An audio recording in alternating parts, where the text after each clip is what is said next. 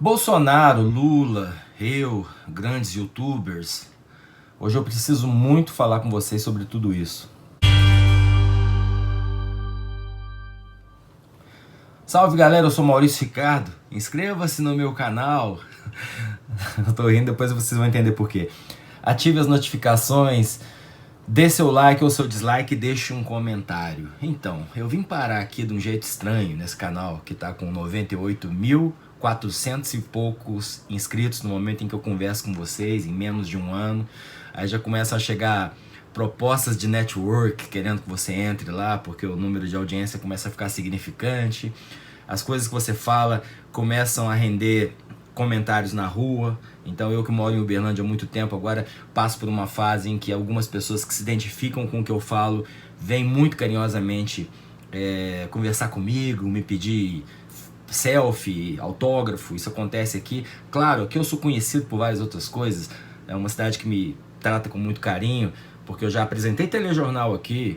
Eles têm muito orgulho do que eu fiz na Globo, pelo menos boa parte das pessoas, do que eu fiz ao longo da minha vida na internet. São 20 anos de internet no ano que vem. Eu tô aqui firme, né, com charges.com.br, ainda com uma audiência maravilhosa aqui no YouTube, e esse canal crescendo devagar e sempre, num espaço difícil, que é esse caminho do meio que eu tento escolher, né? E que se hoje, para vocês, até por causa do vídeo de ontem, eu me sinto forçado a dizer, fica parecendo que eu estou à esquerda, é porque sim, eu estou à esquerda deste governo, não quer dizer que eu seja um homem de esquerda, eu me considero um homem de centro. Eu acho que as boas ideias podem vir dos dois lados.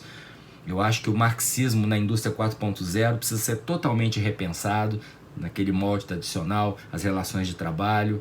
Eu acredito sim em estado enxuto, mas acredito em bem-estar social. Fiz um vídeo inteiro falando sobre isso, sobre a minha dificuldade em me posicionar, e o que é principal, isso é o principal, me posicionar de uma maneira que eu não tenha que ser escravo das minhas posições, porque é aí que eu vou entrar onde eu quero chegar aqui com vocês. Bom, vocês estão vendo o Brasil dividido, obviamente dividido. A censura começou e está comendo solta. Não é censura governamental, não vou falar do Bolsonaro. É uma censura insidiosa, é uma censura oculta, velada, que nós mesmos nos fazemos por causa da necessidade que a gente tem de nos manter visíveis, de nos manter relevantes nesse cenário gamificado que é a internet. Vou ter que tossir. Queria fazer esse vídeo sem cortes, mas vamos lá. Nesse cenário gamificado que é a internet, eu vou explicar pra vocês como é que é.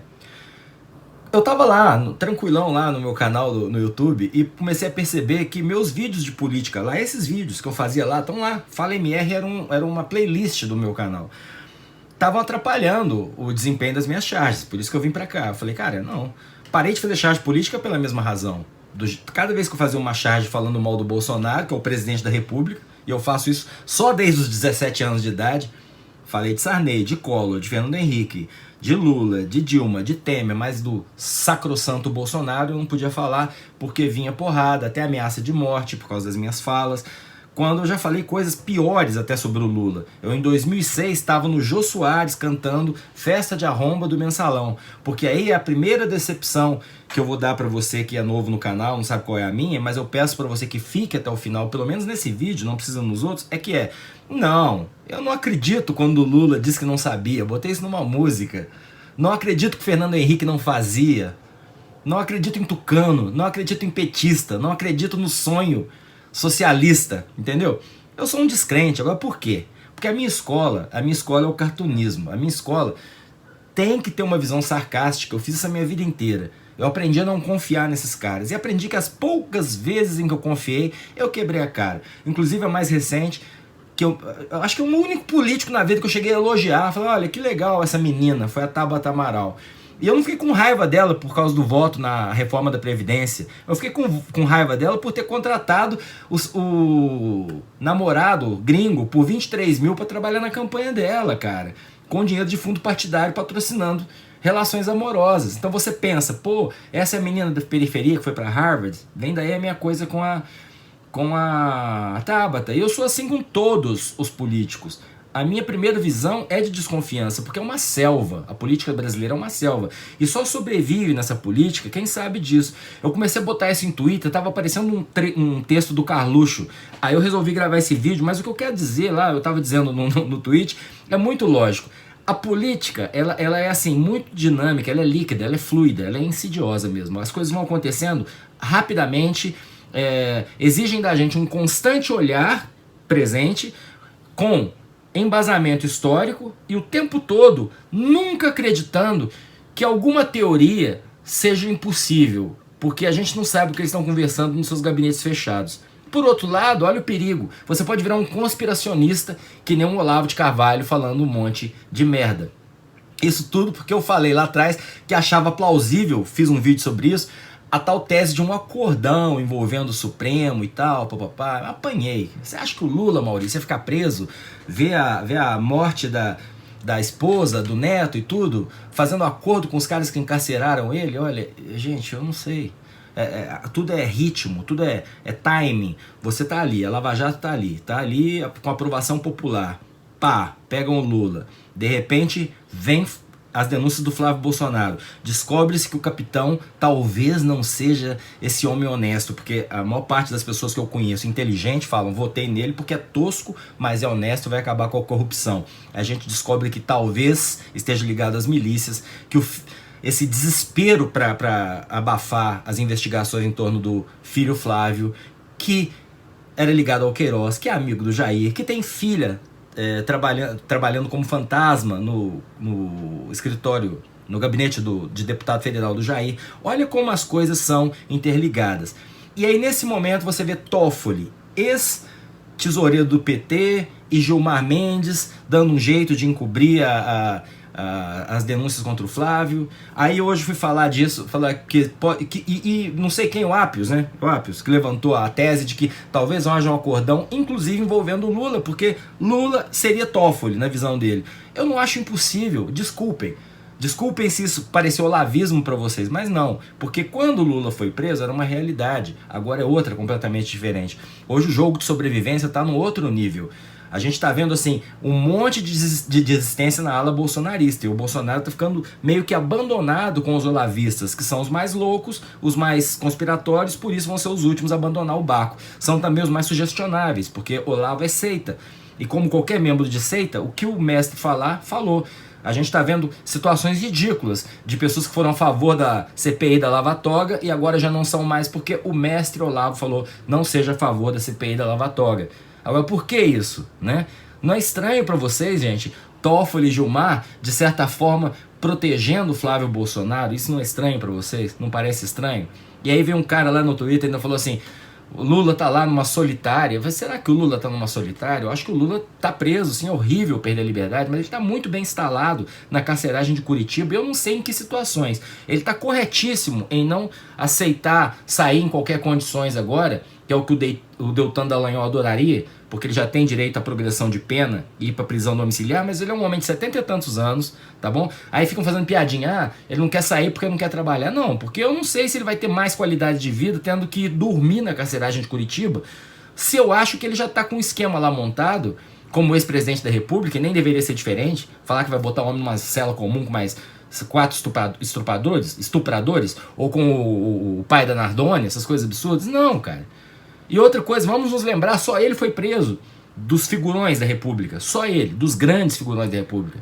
A do Aécio já prescreveu, já não vai virar nada, já foi engavetada, não vai virar nada. O Temer tá aí solto dando entrevista no Roda Viva.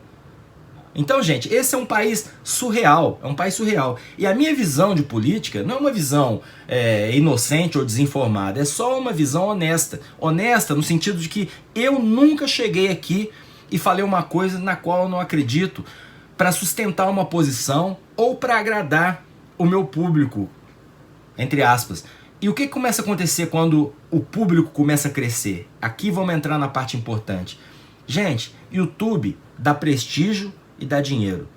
Para muita gente que está aqui, os caras da minha faixa etária, são, a maior parte deles, filósofos, jornalistas desempregados, gente aposentada da academia, que vem pra cá e fala. Um cara que passou a vida inteira dando aula, ele tem muita dificuldade em não passar certezas para vocês.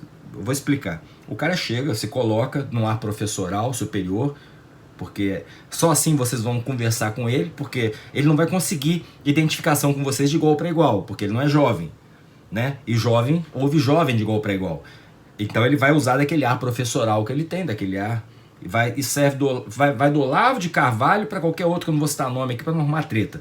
Mas eles vão se colocar no ar professoral e vão ser tão afeitos às suas certezas que você vai pensar que ele entende de tudo que ele está falando e que ele tá sempre com a razão e que ele nunca muda de ideia porque ele tá com a razão. Você que não tá enxergando o mundo porque você é um jovem que não sabe de nada. Na maior parte das vezes, você é um jovem que não sabe de nada. O que você não sabe é que ele é um velho que não sabe de nada. Porque as coisas mudam o tempo todo.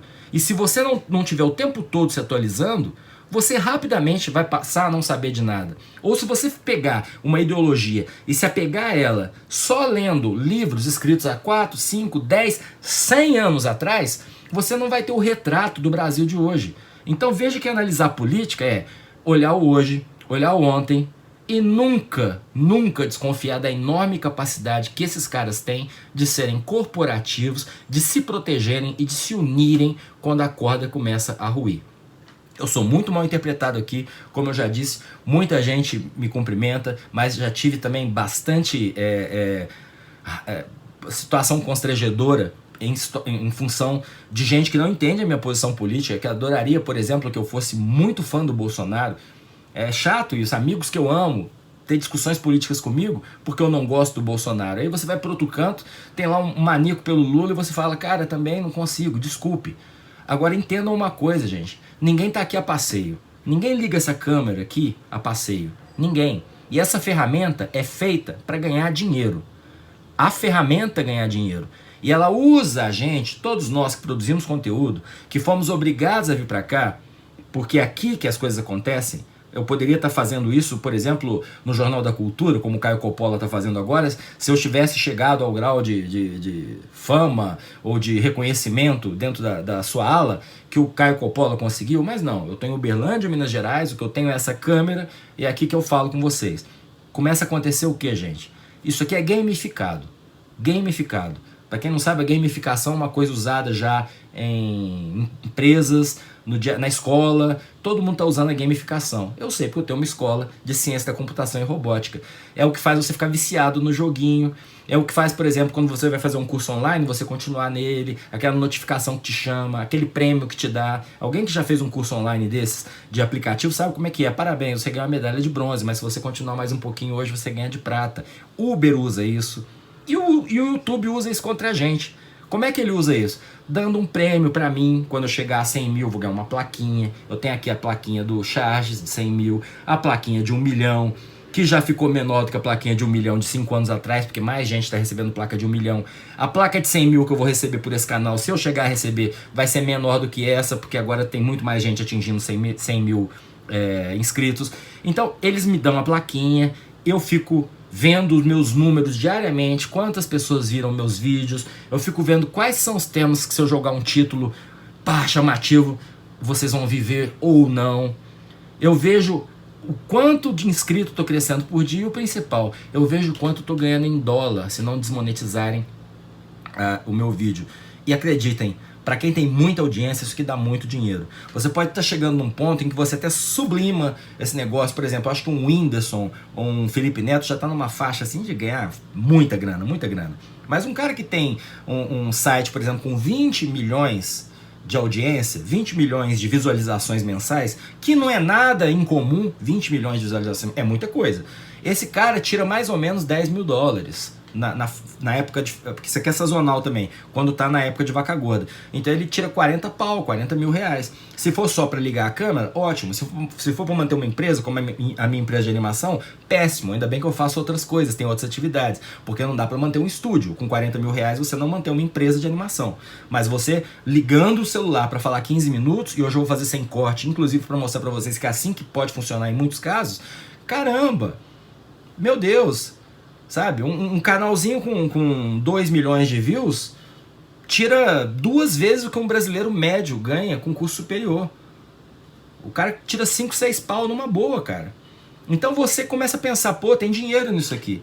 E aí você começa a jogar honestidade intelectual pro saco, porque você fala assim, pera um pouquinho, para funcionar eu tenho que ir onde tem gente. E onde tem gente? Tem gente na esquerda ou tem gente na direita. Tem muito pouca gente que vai entender quem não se compromete com um lado, né? Ontem mesmo, numa discussão, tinha gente me cobrando porque eu fiquei em casa fazendo churrasco, porque eu não compro a tese do menos pior. Não fui votar nem no Lula e nem... Quer dizer, nem no Haddad, olha o que é o ato falho, que era para ser o Lula, né? Nem o Haddad e nem o Bolsonaro. Eu fiquei em casa, não consegui votar. E eu defendo que esse é um direito meu democrático e que é a forma mais honesta de se manifestar quando você não confia no político. Deixe que as pessoas se manifestem. Aqueles que têm consciência de que está fazendo o melhor pelo Brasil. Porque se você achar que você pode causar um desastre ou pela sua desinformação ou por excesso de informação, é melhor ficar em casa mesmo. Nos Estados Unidos é 46% de abstenção na última eleição. Baixo, número baixo, porque muita gente saiu de casa pela primeira vez para votar porque o Trump falou com uma parcela do eleitor que não votava, que ficava em casa. Só em 18 países o voto é obrigatório, entendem? Então a gente fica aqui escravo do que a gente está falando todo dia. Todo dia. Sim, a gente paga um preço caro. Para fazer coisas bem feitas, não estou falando que isso aqui é um lugar de picareta, não. Para fazer coisas bem feitas, as pessoas pesquisam. Para poder ligar esse celular e falar por 10 minutos, você tem que passar sua vida inteira lendo, se informando sobre tudo para não falar merda. Às vezes fazer uma pesquisa prévia pode demorar 4, 5 horas para fazer um único vídeo. Então é sim um trabalho, é um trabalho que merece ser remunerado. E se é um trabalho que atinge um monte de gente, é um trabalho que merece ser bem pago. Porque é o que acontece com pessoas que estão dividindo o seu conhecimento ou o seu talento e quando elas são boas. Existe um filtro aqui, que é o filtro da sua capacidade de envolver o público. Nem sempre quer dizer que você é bom, mas se você envolve o público, você é um talento de mídia. Então você está ganhando bem porque você é um talento de mídia. Mas dizer que isso é um indicativo de honestidade de verdade, não é. Por uma razão. Porque se você passa a fazer disso o seu meio de vida, se o dinheiro que entra aqui começa a te bancar, você acaba sendo escravo do público. Pelo sistema gamificado do YouTube, que tira o biscoito e dá o biscoito, tira o biscoito e dá o biscoito, desmonetiza o vídeo, monetiza o vídeo, espalha, coloca no em alta, faz esse tipo de coisa que vai te mantendo, opa, às vezes você está em alta, às vezes você está em baixa, mas eu vou crescer de novo. E enquanto isso, é assim que eles dividem o bolo publicitário, que com certeza não dá para todo mundo. Então muitas dessas coisas que os caras falam, poxa, o YouTube não tá mostrando meu vídeo, porque a plataforma tá me boicotando, porque é questão política, não é questão política nada, é porque eles têm um bolo de grana e eles vão usando esse dinheiro da maneira com que eles acham que tem que usar naquele momento. É só grana, o YouTube não conhece ninguém, não sabe de ninguém, né? Esse é um grande problema, inclusive, da plataforma, porque sai atropelando as legislações locais e tudo. Mas o que acontece com isso? Só para encerrar e não ficar muito confuso, embora eu acho que esse vídeo esteja talvez um pouco confuso. Você fica fiel a um público, escravo desse público, porque tem não só a recompensa de ego, de opa, estou sendo visto, amado, admirado, sou uma voz relevante no Brasil, como a grana que entra e paga suas contas. Você falou, por que não, cara? Com o que eu ganho aqui dá para eu viajar, dá para eu trocar de carro. Então deixa eu falar com esse público. E quando você desagrada esse público, aqui nos comentários, eu vejo, todo mundo vê, nos dislikes, nas desinscrições, na desaceleração do número de inscritos, tudo isso. E tem gente usando isso, inclusive, dentro desse mundo de fake news, de manipulação de rede social, de forma muito inteligente. Como eu vi, ontem eu citei aqui aquele canal Brasileirinhos aqui, cara, foi orquestrado. Lilo Vlog, quem mais? Eduardo Bolsonaro, Bernardo Kilster, todo mundo ao mesmo tempo resolveu falar de um canal que existe há mais de um ano no mesmo dia. É óbvio que isso é combinado, não é uma questão de conspiração. Eles têm grupo de WhatsApp, eles conversam entre si. Opa, perdão, apagou minha luz. Eles têm grupo de WhatsApp, conversam entre si, resolvem isso entre si e pronto, vão bombar aquele. Talvez em substituição ao Nando Moura, porque é um canal muito mais agressivo do que o Nando tá hoje em dia, e o Nando brigou com a ala bolsonarista. Então, agora eles precisam de um Nando Moura agressivo, aquele Nando Moura sangue nos olhos, louco pra crescer, que era o Nando Moura de 2016. Não esse Nando Moura careca, já gordo, cansado em casa, com uma aparência de 10 anos mais do que ele realmente tem. Eles estão querendo renovar, estão jogando Nando Moura no lixo e pegando outro. É assim que faz. E isso não é só da direita, acontece também na esquerda, com a galera do Lula livre, que quer enfiar o Lula livre em tudo. Por quê? Precisa enfiar o Lula livre em tudo porque é a chance de enfiar o Lula livre, pegar esse governo que está embaixo, sem perceber que tem muita gente que apoiaria uma causa mais progressista se não misturasse com o Lula livre por uma seguinte razão: o Lula tem direito a um julgamento justo, sim. Se for para anular esse julgamento do Lula, porque houve um uso político, e parece que a Vaza Jato não deixa margem de dúvida para isso, esse julgamento tem que ser anulado, sim. Mas ele tem 8 julgamentos. Ele está condenado pelo triplex. O do sítio é 10 vezes pior. Então, Lula livre não significa Lula inocente. É nessa hora que eu perco inscrito. Não estou preocupado com isso. Eu estou tocando a real para vocês. Porque o que eu quero chegar, e se você chegou até o final do vídeo, a minha mensagem final é: lembre-se disso. Lembre-se que aqui tem dinheiro e ego. Aqui tem gente que é comprometida com aquilo que o público quer ver. E em função disso, a desonestidade acontece como ela acontece na política de forma descarada, né? Já disseram antes, política é uma coisa que o honesto dá para o desonesto porque não tem coragem de fazer. E a gente corre o risco de aqui no YouTube, por questão de ego, e até talvez de forma inconsciente, ego e grana, talvez até por forma inconsciente, a gente passa a falar aquilo que o público quer ouvir, a botar a thumb que o público quer ver, a colocar o título que acha que vai dar mais clique. Eu sei porque eu faço isso no outro canal, o canal grande que vende desenho animado. Aí eu falo pros meninos: cara, vamos botar uma silhueta de mulher aqui que vai aumentar o número de clique. Eu boto uma silhueta de mulher. É clickbait? Não, eu botei a cena lá. Mas eu tenho que usar o chamariz. Então eu imagino que com política não é nada diferente. Análise política não é nada diferente. Então a minha mensagem final é: cara, não fique só numa fonte. Ouça todo mundo. Eu tive uma discussão outro dia com amigos que estavam defendendo a tese de que não existe aquecimento global, porque no WhatsApp a Carla Zambelli espalhou um pedacinho da Leda Nagel entrevistando aquele Felício lá da USP, que fala que não existe aquecimento global. Só que se você entrar na Wikipédia, no próprio verbete do Felício, você vai ver assim, polêmicas e tal, e vai descobrir, com 2 ou 3 cliques, que 98% da comunidade científica do planeta Terra não só admite a existência do aquecimento global, como a ação humana como um dos elementos. Então, o negacionismo do aquecimento global é político, não é científico, é anticiência. Então, se você ficar preso na política, você corre o risco, inclusive, de ficar mais burro, porque existe isso também. Quando eu defendi ontem aqui que não se deve fazer uma cultura de direita igual o Olavo quer, e por causa disso muita gente falou: Maurício finalmente entrou na caixa da esquerda. Se for para defender que a cultura tem que ser libertária e não conservadora, eu vou estar sempre na caixa da esquerda. Porque aí que tá, eu sou aberto em relação ao comportamento. Agora, quando eu quis falar aquilo, quando eu quis chamar a atenção para essa mudança cultural, é porque é um instrumento de dominação. Aí tem aquela coisa: a gente não pode falar em Hitler, em fascismo, nem nada disso. Mas o que foi a exposição de arte degradada que o Hitler fez quando era chanceler lá na Alemanha, antes ainda da Segunda Guerra Mundial? Ele pegou os cubistas, os expressionistas e expôs como arte grotesca. Como arte grotesca. Picasso, pro Hitler, era grotesco. É esse o nível. Porque a arte, a bela arte, a alta cultura é figurativa, é correta, é perfeita.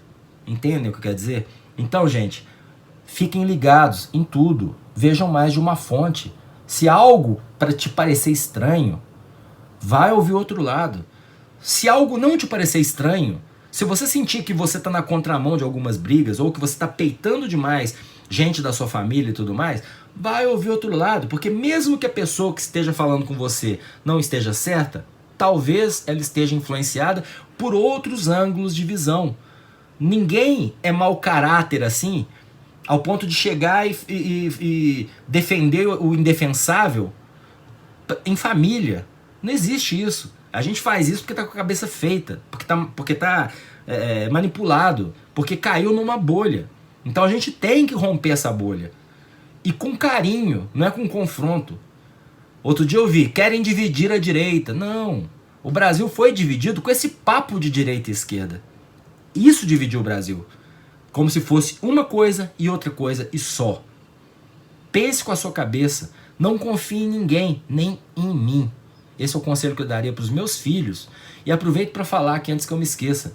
Eu sou um homem que fez 56 anos semana passada. E aí tem uns caras que falam, quer pagar de jovem, né? Cara, eu toco rock and roll. Quem inventou esse conceito de juventude não foi a sua geração, jovem que me vê. Foi a geração dos anos 60.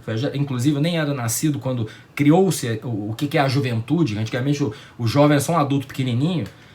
Então eu cantar Led Zeppelin, que é mais velho do que eu no boteco, ou eu vestir camisetas, em vez de vestir camisa social, ou pullover, e acender um cachimbo, e ter uma coleção de vinil, não faz de mim nenhum tiozinho querendo ser o tio da Suquita, ou querendo ser mais moderninho do que eu sou, porque você é um hipócrita se você paga pau pro David Coverdale com 70 anos, com a cara toda esticada, uma peruca, a caju, cantando Here I Go Again, e não me permite ser quem eu sou. Então, primeira coisa, abre essa cabeça. Abre essa cabeça. Os crápulas também envelhecem, tá bom? Não é porque é velho que é gênio. Então não quero que você confie em mim porque eu sou coroa, mas também não quero que você me patrulhe pelo jeito que eu me visto, pelas coisas que eu faço. Aqui no fundo tá o meu disco hoje. Solo Vertical, gravado em 1990, na BMG Ariola, no Rio de Janeiro. Não deu certo, o disco foi um fracasso, mas eu estava gravando no mesmo estúdio que o Engenheiros estava gravando o Papa é Pop. E esses 3 caras que tocaram comigo nesse disco ainda estão entre os meus 5 melhores amigos. E eu tenho muitos poucos e bons amigos. É isso que a gente leva da vida. Então cuidado antes de brigar em família por causa de política. De vez em quando eu tenho uns pega-pau aí com um deles que é meu brother. Mas assim, a gente se respeita e se ama acima de tudo. E eu acho que todo mundo cresce. É isso. Eu sou Maurício Ricardo. Inscreva-se no meu canal se você chegou até aqui. Ative as notificações, dê seu like ou o seu dislike. Deixe um comentário que é muito importante. E procure ser feliz.